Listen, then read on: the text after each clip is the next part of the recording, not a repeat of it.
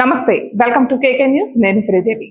రాజకీయాల్లో శాశ్వత శత్రువులు, శాశ్వత మిత్రులు ఉండరని అంటుంటారు. అయితే మాజీ ముఖ్యమంత్రి జగన్ విషయంలో ఈ సూత్రం వర్తించడం లేదు. జగన్ రాజకీయ ప్రయాణం మొదలు పెట్టిన నుంచి ఆయనకు రాజకీయ శత్రువులు పెరుగుతూనే ఉన్నారు, కానీ మిత్రులైన శత్రువులు ఒక్కరూ కనిపించడం లేదన్న విశ్లేషణలే ఎక్కువగా ఉన్నాయి. అదే సమయంలో జగన్ మిత్రులుగా కొనసాగిన వారు ఇప్పుడు శత్రువులుగా మారిపోతున్నారు.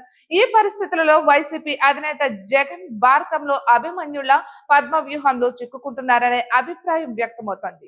సహజంగా రాజకీయాల్లో ప్రత్యర్థులే ఉంటారు. రాజకీయ ప్రత్యర్థులను ఎప్పుడు వ్యక్తిగత శత్రువులుగా చూడరు.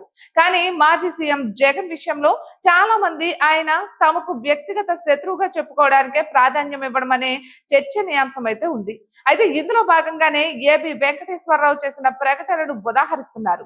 మాజీ సీఎం జగన్ బాధితుల తరపున పోరాడతానని ఏబీవీ ప్రకటించడం రాష్ట్ర రాజకీయాలను అద్దం పడుతుందంటున్నారు.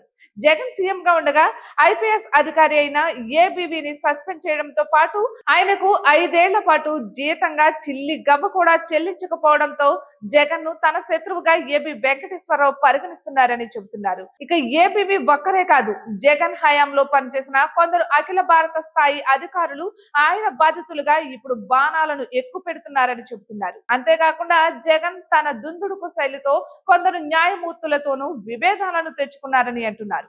సుప్రీంకోర్టులో పనిచేసిన ఒక న్యాయమూర్తి విషయంలో కూడా జగన్ అనవసర యాగి చేయడంతో ఇప్పుడు ఆయన కూడా మాజీ సీఎం కు వ్యతిరేకంగా పనిచేస్తున్నారనే టాక్ వినిపిస్తోంది. ఇక ఇదే సమయంలో ఆయన ప్రత్యర్థి పార్టీలో రాజకీయాలు చేస్తున్న వారు ఎప్పుడూ శత్రువులుగానే యుద్ధం చేస్తున్నారని అంటున్నారు. తాను సీఎం గా ఉండగా ప్రత్యర్థులను బెదిరించి దారిలోకి తెచ్చుకోవాలనే వ్యూహం పనిచేయకపోవడంతో వారంతా ఇప్పుడు కట్టకట్టుకుని యుద్ధానికి వస్తున్నారని అంటున్నారు. ఇక తొలి నుంచి తనతో కలిసి నడిచిన వారిని శత్రువులుగా మార్చుకుని మరింత ముప్పు ఎక్కువయ్యేలా మాజీ సీఎం జగన్ వ్యవహారం ఉందని అంటున్నారు.